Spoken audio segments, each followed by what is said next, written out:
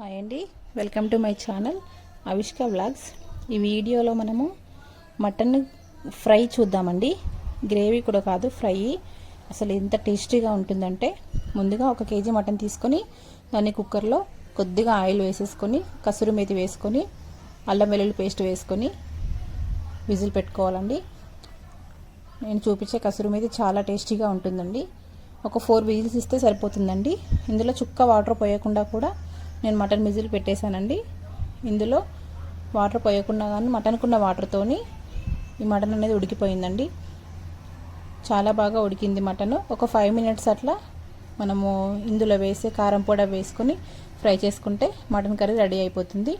ఇప్పుడు నేను ఒక ప్యాన్ పెట్టుకొని అందులో ఆయిల్ వేసుకొని మటన్ ఫ్రై చేసుకుంటాను. చూడండి ముక్క ఎంత బాగా ఉడికిపోయిందో. ఒక 2 టేబుల్ స్పూన్ల ఆయిల్ వేసుకొని ఒక 2 ఆనియన్స్ సన్నగా కట్ చేసి పెట్టుకున్నానండి.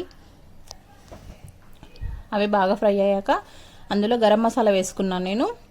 మీరు మటన్లో వేయొద్దండి గరం మసాలా అనేది, ఆనియన్లో వేస్తే ఆ టేస్ట్ అనేది వేరే ఉంటుంది. కొద్దిగా అల్లం వెల్లుల్లి పేస్ట్ వేసుకొని అందులో మనం ఇందాక ఉడికించుకున్న మటన్ వేసుకొని బాగా కలుపుకొని ఇందులోనే రుచికి సరిపడా నేను ఒక 4 స్పూన్స్ కారం పొడి వేసానండి. ఇది ఆవిరికి కెమెరాకి ఆవిరి పడి సరిగా కనబడట్లేదు. 4 స్పూన్ల కారం వేసుకున్నాను. 1 స్పూను ఉప్పు వేసుకున్నానండి. ఎందుకంటే మటన్ ఉడికించేటప్పుడు నేను సాల్ట్ వేసుకున్నాను కాబట్టి మళ్ళీ ఇప్పుడు కొద్దిగా సరిపడేంత వేసుకున్నాను. చూడండి ఎంత అంటే ఎంత బాగుంది చూడండి.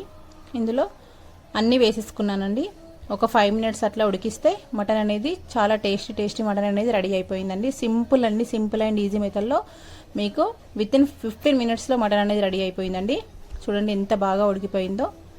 ఇలా అంటేనే వచ్చేస్తుంది. చాలా అంటే చాలా టేస్టీగా ఉందండి. మీరు కూడా ట్రై చేసి చూడండి. Thank you for watching. Thank you so much.